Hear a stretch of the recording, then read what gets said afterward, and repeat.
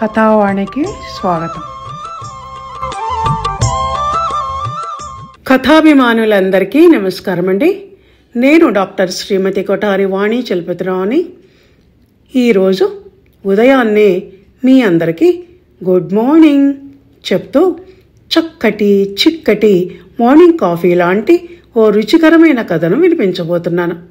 Coffee తాగటానికి ఇంకా ఆలస్యం ఎందుకు? అందుకే నేను రచించి నా స్వరంతో వినిపిస్తున్న ఈ కాఫీ కప్ కథలోకి త్వరగా వెళ్ళిపోదాం. తెలతెలవారుతుండగా నాకు మెలకువ వచ్చి కళ్ళు తెరిచాను. బద్ధకంగా అటూ ఇటూ మసలుతుంటే చక్కటి చిక్కటి కాఫీతో నిండిన కాఫీ కప్పు కళ్ళ ముందు మెదిలింది. అందులో బురుగు తేలుతూ మంచి రంగుతో ఉంది అరసోలెడుకు తక్కువ కాని కాఫీ. గిద్దెడు, అరసోలెడు, సోలెడు ఇవన్నీ మా అమ్మ చెప్పే వెనకటి కాలపు కొలతలు. కాలం మారినా ఇప్పటికీ ఇంగో కట్టిన గుడ్డ సామెతల. నాకన్నా 4 దశాబ్దాల ముందు తరంది మా అమ్మ. పల్లె నుంచి సిటీకి వచ్చిన అమ్మలో ఊరి అలవాట్లు ఇంకా పోలేదు. అందుకే అరసోలెడు కాఫీ కావాలి నీకు అంటుంది నవ్వుతూ. అంత తాగితే కానీ తాగినట్టుండదు నాకు మరి. అందుకే నా కాఫీ కప్ కూడా చాలా పెద్ద సైజులోనే ఉంటుంది. నాకు కాఫీ ఎంత ఇష్టమో నేను కాఫీ తాగే ఆ కాఫీ కప్ అన్నా అంత ఇష్టం. దాన్ని ఎవరూ ముట్టుకోవటానికి వీల్లేదు మా ఇంట్లో. బ్రిటిష్ వాడు మన దేశానికి వచ్చి మనకు చేసిన అపకారాలే కాదు, ఉపకారాలు కొన్ని ఉన్నాయి. అందులోదే ఒకటి ఈ కాఫీ. అంతకుముందు పొద్దున్నే లేచి పాలో మజ్జిగో తాగేవాళ్ళట మన వాళ్ళు. అవి ఎలా తాగేవాళ్ళో గాని మంచి గుమగుమల వాసనతో ముక్కును, కొంచెం చేదు కొంచెం తీపి కలగలిసిన వింత రుచితో నోటిని ఆనందింపచేయనివ్వకుండా వేరే పానీయాలను అలా ఎలా సేవించేవాళ్ళో ఆ కాలం మనుషులు. పొలానికి వెళ్ళే రైతులైతే పొద్దున్నే చద్దనం తిని వెళ్ళేవాళ్ళట. మన వాళ్ళు ఎంత భోజన ప్రియులైనా మరీ అంత పొద్దున్నే అన్నం ఎలా తినేవాళ్ళో, ఎలా మింగుడు పడేదో. నాకు మాత్రం పొద్దున్నే కాఫీ తప్ప ఇంకేదీ పనికిరాదు. నిద్ర లేవగానే మరీ బెడ్ కాఫీ కాకపోయినా బ్రష్ చేసుకున్న వెంటనే నాకు కాఫీ కావాలి. నాకు కాఫీ ఎవరు కలిపినా నచ్చదు. నా కాఫీ నేనే కలుపుకోవాలి. అప్పుడే వేసిన ఫిల్టర్ డికాషన్లో అప్పుడే వేడి చేసి మరిగించిన పాలు పోసి ఒక పెద్ద స్పూన్లో షుగర్ వేసుకొని బురుగు వచ్చేదాకా పైనుంచి ఎత్తి కప్పులో పోసి మధ్యహాల్ సోఫాలో కాళ్ళు టీపాయ్ మీదకి జాపుకొని కూర్చొని వెనక్కి నడుము వాల్చి సెల్ ఫోన్లో సుప్రభాతం వింటూ కాఫీని సిప్ చేస్తే ఉంటుంది ఆ టేస్టు. స్వర్గం మనకు బెత్తెడు దూరంలోనే ఉన్నట్టు అనిపిస్తుంది. ఫస్ట్ సిప్ చేసి బ్రిటిష్ వాడికి గుడ్ మార్నింగ్ చెప్పుకుంటాను మనసులోనే. అంత రుచికరమైన కాఫీని మనకు అలవాటు చేసిపోవటమే కాక మనల్ని దానికి అడిక్ట్ చేసినందుకు. రెండో సిప్ చేశాక కాఫీ తాగని వాడు దున్నపోతై పుట్టున్ అని మరీ గిరీశం స్టైల్లో కాకుండా మానవాధముడై పుట్టున్ అనుకుంటాను పురాణాల స్టైల్లో. అసలు పొద్దునే కాఫీ తాగకుండా ఎలా ఉంటారో ఈ మనుషులు అని అనిపిస్తుంది నాకు. కాఫీ తాగేవాళ్ళంతా తాగుబోతులు అన్న లెవెల్లో తాగేవాళ్ల వంక ఒక లొక్కిచ్చి మాకు కాఫీ తాగే అలవాటు లేదండి అని దీర్ఘం తీస్తారు కొంతమంది పెద్ద బుద్ధిమంతుల్లా పోజు పెడుతూ. అలా అనేవాళ్ళని చూస్తే నాకు ఒళ్ళు మండిపోతుంది. నాకు మాత్రం పొద్దున్నే కాఫీ గొంతులో పడకపోతే తిక్కగా ఉంటుంది. కడుపులో తిప్పి వాంతి వచ్చినంత పని అవుతుంది. కాఫీ తాగకముందు ఎవరన్నా పలకరిస్తే ఆ తిక్క మీద పిచ్చి కోపం కూడా వస్తుంది. నాకు మరో అలవాటు కూడా ఉంది. అదేమిటి అంటే కాఫీ తాగుతూ మాటిమాటికి మా అమ్మ మాటలో అరసోలడంత ఉండే నా కాఫీ కప్పును కొంచెం పైకెత్తి చూసుకోవటం. ఎంత అందమైన కప్పో నా కప్పు. తెల్ల రంగులో మంచి ముచ్చెల్లా మెరిసిపోతూ ఉంటుంది. దాని మీద గింతగంత కాఫీ మరక కూడా లేకుండా స్వయంగా నేనే శుభ్రంగా కడుక్కుంటాను. పని మనిషికి ఇవ్వను కడగమని, బద్దలు కొట్టేస్తుందేమోనని భయం. దాదాపు 5 ఏళ్ల నుంచి అదే నా కప్పు. ఆ కప్పుకు కాఫీతోనే కాదు, నాతోనూ ఏదో అవినాభావ సంబంధం ఉన్నట్టుంది. బ్రేకబుల్ అయినా ఇంతవరకు బ్రేక్ కాలేదు. చక్కటి కాఫీని అందిస్తూ నాకు అన్నాళ్లుగా అంత సర్వీస్ చేస్తున్నందుకు నాకు అదంటే చాలా ఇష్టం. మా వంటింట్లోని అల్మారాలో ఓ మూలన దాని ప్లేస్ ఉంటుంది. ఎప్పుడూ అదే దాని ప్లేస్. ఆ ప్లేస్లో అది కనిపించకపోతే నేను కొంచెం షాక్కి గురవుతాను. ఇంట్లో ఉన్న మా అమ్మ మీద, మా చెల్లి మీద అసలు నా కప్పు ఎవరు తీశారు అని కేకలు వేసేస్తాను. ఏదో పెద్ద బంగారు గొలుసో గాజో కనిపించకుండా పోయినట్టు ఎందుకే అలా రంకెలేస్తావు, అక్కడే ఎక్కడో ఉంటుంది చూడు అని అమ్మ తాపీగా అంటే, ఎదుటి వాళ్ళ ఫీలింగ్స్ నీకు అర్థం కావా అమ్మా అని చిరాకు పడిపోతాను. ఒకసారి మా ఇంటికి మా పిన్ని ఒక ఆవిడ తన 4 స్నేహితులను వెంటేసుకొని వచ్చింది. నేను కాఫీ బాగా కలుపుతాను కావేరి, నీ కాఫీ అంటే ఇష్టం కదా అంటూ వంటింట్లోకి వెళ్ళి కాఫీ చేసి 5 కప్పుల్లో పట్టుకొని వచ్చింది. తల వంచుకొని ఏదో పని చేసుకుంటున్న నేను ముందు చూడలేదు. అందులో ఒకటి నా పర్ల్ అంటే అదే ముత్యం కప్పు కాఫీ. తన ఫ్రెండ్కి ఇచ్చింది. అది తీసుకెళ్ళి నాకు వేరే కప్పు ఇవ్వబోయింది. అది చూసి నాకు పిచ్చి కోపం వచ్చింది. గుండె ఆగినంత పనైంది. ఆమె పెదవుల దగ్గర కప్పు అంచుని పెట్టుకొని తాగబోతుండగా నా కప్పు ఎంగిలవుతోంది అన్న ఆలోచనను తట్టుకోలేక, ఎక్స్క్యూజ్ మీ, అది నా కప్పు, మీరు ఈ కప్పు తీసుకోండి అన్నాను. ఆమె బిత్తరపోయి చూసింది. మా పిన్ని తన ఫ్రెండ్ ముందు ఇన్సల్ట్ అయినందుకు ముఖం మార్చింది. అయినా నాకేం ఫరక్ పడలేదు. ఇద్దరం కప్పులు మార్చుకున్నాం. పొగచూరిన వాసనతో, పల్చదనంతో దరిద్రంగా ఉంది కాఫీ. పిన్ని, డికాస్టిక్ ఫిల్టర్ అయ్యలేదా అన్నాను. లేదు, ఎందుకు? మరుగుతున్న నీళ్లలో కాఫీ పొడి వేసి బట్టతో వడపోశాను అంది. దాంతో యాక్, ఊరలవాటు, ఇంకా మర్చిపోయలేదట్టుంది మహాతల్లి అనుకున్నారు. ఆమెకు తందానా తానా అన్నట్లు మా అమ్మ, వెనకటి రోజుల్లో అలాగే చేసేవాళ్ళు కాఫీ, అప్పుడు ఈ ఫిల్టర్లు ఎక్కడివి అని దీర్ఘం తీసింది ఎగ్జైట్ అవుతూ. నేను తనని క్రిటిసైజ్ చేశానని, నన్ను ఏదో చురకలాంటి మాట అనాలని అందాక ఆలోచించినట్టు, అయినా కాఫీ కన్నా కప్పునే తాగేస్తుంటావుగా నువ్వు, నీకు కాఫీ రుచి ఏం తెలుస్తుందని అంది పిన్ని. ఆ మాటలతో నాకు మండింది. నన్ను ఎవరైనా ఏమన్నా భరిస్తానేమో కానీ నా కాఫీ కప్ని ఎవరన్నా ఒక్క మాట అన్నా నా కోపం వస్తుంది. ఏమన్నా అందామని ఆమె వెంక తలెత్తి చూస్తే ఆమె స్టీల్ గ్లాసులో కాఫీ తాగుతూ కనిపించింది. అదేంటి పిన్ని, కాఫీ గ్లాసులో తాగుతున్నావు అన్నాను. నాకు ఇదే అలవాటు, ఇలా తాగితేనే కాఫీ తాగినట్టుంటుంది అంది. ఇంకా నయం, కంచంలో పోసుకుని తాగిందని కాదు, చూడలేక చచ్చేవాళ్ళం అన్నారు. దానికి పొడిగింపుగా, నువ్వు కాఫీకే ప్రాధాన్యం ఇవ్వకుండా తాగే గ్లాసుకి ఎలా ప్రాధాన్యం ఇస్తున్నావో నేను అంతే. కాఫీకే కాక కాఫీ కప్పుకు, దాని అందానికి, పరిశుభ్రతకు ప్రాధాన్యం ఇస్తుంటాను. ఎంత ఇష్టమైన తినే పదార్థమైనా అది ఎలా సర్వ్ చేయబడింది అన్నదానికి కూడా ప్రాధాన్యం ఉంటుంది అన్నాను. నా మాటల్ని విని వాళ్ళ ఫ్రెండ్ అందుకుంది. అవును, ఆ మాట నిజమే. ఇప్పుడు ఈ మగ్ మోడల్ కాఫీ కప్పులు వచ్చాయి, కానీ ఇంతకుముందు కప్ సాసర్లోనే కాఫీ తాగేవాళ్ళు. ఇంటికి వచ్చిన వాళ్లకు ఆఫర్ చేసేవాళ్ళు అందులోనే. నాకు అలా తాగటం అంటే ఇష్టం అంది ఆమె. దాంతో వెంటనే నాలో ఆవేశం వచ్చేసింది. ఏంటి, సాసర్లో పోసుకొని ఉఫ్ ఉఫ్ మని ఊదుకుంటూ బర్ర బర్రమని శబ్దం చేస్తూ కాఫీ తాగుతారా మీరు అన్నాను నవ్వుతూ. అలా తాగితేనే తాగినట్టుంటుంది అంది ఆమె ఒప్పుకుంటూ. లోకో భిన్న రుచి అంది మా అమ్మ మధ్యలో అందుకుంటూ.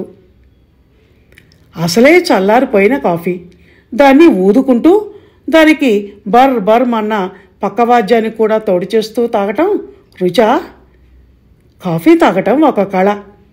ఎందులో తాగుతున్నాం అన్నది కూడా ఆర్టిస్టిక్గా ఉండాలి. ఈస్థెటిక్ సెన్స్ ఉన్నవాళ్లే అలా చేయగలరు అన్నాను. అందులో ఎక్స్పర్ట్నైనా నేను. ఇంతలో కాఫీ గురించి ఇంత చర్చ అవసరమా అంది. ఇందాక నా కాఫీ కప్పును వాడబోయి నేను నోటి దగ్గర కప్పును లాక్కోవటంతో భంగపడిపోయిన ఆవిడ విసుగ్గా ముఖం పెట్టి. కొందరంతే, వాళ్లకు తోచదు, ఎదుటివాళ్ళు చెప్తే వినరు. కాఫీకి ఇంత చర్చ అవసరమా అట అనుకున్నాను నాలో నేను ముఖం పక్కకు తిప్పుకొని. నా ఫోన్కు ఏదో మెసేజ్ వచ్చింది. ఏమిటా అని చూద్దును కదా. మై డియర్ కావేరి, నీకోసం మీ ఇంటి దగ్గరలో ఉన్న కాఫీ డేలో ఎదురు చూస్తూ ఉన్నాను అని ఉంది మెసేజ్. అది వినయ్ దగ్గర నుంచి వచ్చింది. అది చూడగానే నా కళ్ళు ఆనందంతో విచ్చిన కలువలై మళ్ళీ అంతలోనే సిగ్గుల మొగ్గల్లా అరమోడుపులయ్యాయి. మనసంతా ఓ వింతైన పులకింత. వినయ్ నా వుడ్బీ, నా కాబోయే హబ్బీ. ఈ మధ్యనే మా ఇద్దరికి పెళ్లి చూపులు జరగటం, ఒకరికొకరం ఇష్టపడి ఆ తర్వాత పెళ్లి నిశ్చయం జరగటం అయిపోయింది. ఇంకో నెల రోజుల్లో మా పెళ్లి ముహూర్తం ఉంది. ఆ రోజు పెళ్లి చూపుల నాడు మొదటిసారి తను నన్ను పలకరించినప్పుడు, మీకేదంటే ఇష్టం అని అడిగాడు. ఫిల్టర్ కాఫీ అన్నాను ఠక్కున తడుముకోకుండా. నా మాటలకు నేను సమాధానం చెప్పిన తీరుకు తను చిరునవ్వు నవ్వి, ఏదైనా రొమాంటిక్గా చెప్తారేమో అనుకున్నాను అన్నాడు చిలిపిగా. తను అలా అన్న తర్వాత అలాంటి సమయంలోనూ నేను నా తిండి గురించి, అదే నా తాగుడు గురించి చెప్పినందుకు సిగ్గనిపించింది. ఇంకా ఏమిష్టం అని అడిగితే కాఫీ కప్పు అన్నాను మళ్ళీ ఆవేశపడిపోతూ. అదేంటి అన్నట్టు ప్రశ్నార్థకంగా నా వంక చూస్తే, నా కోసం స్పెషల్గా ఓ కాఫీ కప్ ఉంటుంది మా ఇంట్లో. కొంచెం పెద్ద సైజులో ముత్యంలా మెరిసేది. అందులో నాకు మార్నింగ్ కాఫీ తాగటం అంటే చాలా చాలా ఇష్టం. వేరే కప్పులో తాగితే తాగినట్టు ఉండదు. అదేంటో రోజంతా ఎన్ని కప్పులు కాఫీ తాగినా మార్నింగ్ కాఫీ, అదే డేలో ఫస్ట్ టైం తాగే కాఫీ, దాని రుచే వేరు కదండి అన్నాను. రోజుకి ఎన్ని కప్పులు తాగుతారేంటి అని అడిగాడు. ఈ తాగుడు కబుర్లేంటి అని అనుకుంటున్నాడో ఏం పోడో అని అనుకుంటూనే మరీ ఎక్కువగా ఏం తాగను. తాగే అవకాశం వస్తే మాత్రం వదులుకోను అన్నాను నవ్వుతూ. అది రోజుకు 4-5 సార్లు అన్నాను. పెళ్లి చూపుల నాటి నా మాటల్ని పట్టుకొని ఈరోజు కాఫీ డేకి కాఫీకి పిలుస్తున్నాడు. ఎంత మంచి మనిషి. కాబోయే భార్య మనసు తెలుసుకొని ఆమె ఇష్టాలకు విలువనిస్తూ తన జీవితంలోకి ఆహ్వానించే భర్త దొరకటం ఎంత అదృష్టం అనుకుంటూ కూర్చున్న చోటు నుంచి చంగున లేడిపిల్లలా లేచి నిలువుటద్దంలో ఒకసారి నన్ను నేను చూసుకొని మంచి డ్రెస్ వేసుకొని నాకెనటికి హోండా మీద వెళ్ళాను. కాఫీ డే బయట నా కోసం ఎదురు చూస్తూ నిల్చున్నాడు నా హీరో. నన్ను చూసి చెయ్యి ముందుకు చాచాడు. షేక్ హ్యాండ్ ఇచ్చాను. ఇద్దరం లోపలికి వెళ్ళి కార్నర్ టేబుల్కు అటొకటి ఇటొకటిగా ఉన్న కుర్చీల్లో కూర్చున్నాం. నా హ్యాండ్ బ్యాగ్ని టేబుల్ మీద పెడుతుంటే అన్నాడు, కొంపముంచి ఇందులో మీ కాఫీ కప్ లేదు కదా అని. ఆ మాటలకు వచ్చే నవ్వును ఆపుకుంటూ పెదవులు బిగించాను నేను. నా కాఫీ కప్పు నాకు ఇష్టం అని అన్నానని ఎక్కడికి వెళ్ళినా దాన్ని క్యారీ చేస్తానా అన్నాను చిరునవ్వుతో. ఏమో, కొంతమందికి మనుషుల మీద కన్నా వస్తువుల మీద ప్రేమ ఎక్కువ, అందుకని అడుగుతున్నాను అన్నాడు. ఆ మాటల్లోని లోపలి చిలిపి అర్థమై సిగ్గుతో తల వంచుకొని టేబుల్ మీద మునివేళ్లతో గీతలు గీయటం మొదలుపెట్టాను. ఏం చేయాలో అర్థం కాక. వినయ్ ఒక కాఫీకి ఆర్డర్ ఇవ్వటం చూసి, మరి మీరు అన్నాను. నాకు కాఫీ అంటే ఇష్టం ఉండదు, నేను టీ తాగుతాను అని. నేను ఆశ్చర్యపోతుండగానే కాఫీ డేకి వచ్చి టీ ఆర్డర్ ఇస్తున్నాడేమిటి అనుకుంటున్నారా? నాకు చిన్నప్పటి నుంచి అదే అలవాటు. పొద్దున్నే లేవగానే ఛాయ్ తాకపోతే తిక్కగా ఉంటుంది. అంతేకాదు రోజుకు 5-6 కప్పులైనా టీ కడుపులో పడాల్సిందే. అస్సలు ఛాయ్ తాగని మనుషులు ఓ మనుషులేనా అనిపిస్తుంది. ఎలా ఉంటారో ఛాయ్ తాగకుండా అన్నాడు వినయ్. ఆ మాటలతో నా ప్రాణం ఉసూరుమనిపించింది. పెళ్ళైన తర్వాత భార్యాభర్తలం జంట కాఫీ కప్పులను చెరొకటి చేతపట్టుకొని చిరుచిరు జల్లులు పడుతుండగా బాల్కనీలో కూర్చొని కబుర్లు చెప్పుకుంటూ కాఫీ తాగే సీను కలలా కరిగిపోయినట్టు అనిపించింది. నిరాశ కలిగింది. అందుకే అన్నాను, కాఫీ డేకి రమ్మన్నారంటే మీకు కూడా కాఫీ అంటే ఇష్టమని అనుకున్నా అని. కాదు, నువ్వంటే ఇష్టం, నీకు ఇష్టమైన కాఫీ అంటే ఇష్టం అన్నాడు వినయ్ సరసంగా మాట్లాడుతూ. తనకిష్టం లేకపోయినా నాకిష్టం గనక కాఫీకి రమ్మన్నాడు అన్న ఆలోచన నా మనసును గిలిగింతలు పెట్టింది. తను అంత ఇష్టాన్ని చూపిస్తున్నప్పుడు కాఫీ తాగడు అన్న ఒక చిన్న సిల్లీ కారణాన పెళ్ళి క్యాన్సిల్ చేసుకోలేను కదా అనుకున్నాను నాలో నేను.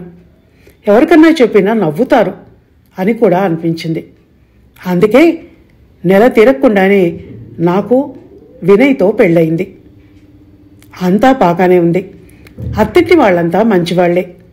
కానీ కాఫీలు టీల దగ్గరే నాకు కొన్ని సమస్యలు ఎదురై చిన్న విషయంలా అనిపిస్తుంది, కానీ చిన్న విషయం కాదిది, భరించటం కొంచెం కష్టమే అని అనిపించింది. నేను కాపురానికి వస్తూ చీర సారతో పాటు నా కాఫీ కప్పుని కూడా తెచ్చుకున్నాను. ఇక్కడ కప్పులు లేనట్టు అక్కడి నుంచి కప్పు తెచ్చుకున్నావా అంది మా అత్తగారు నవ్వుతూ.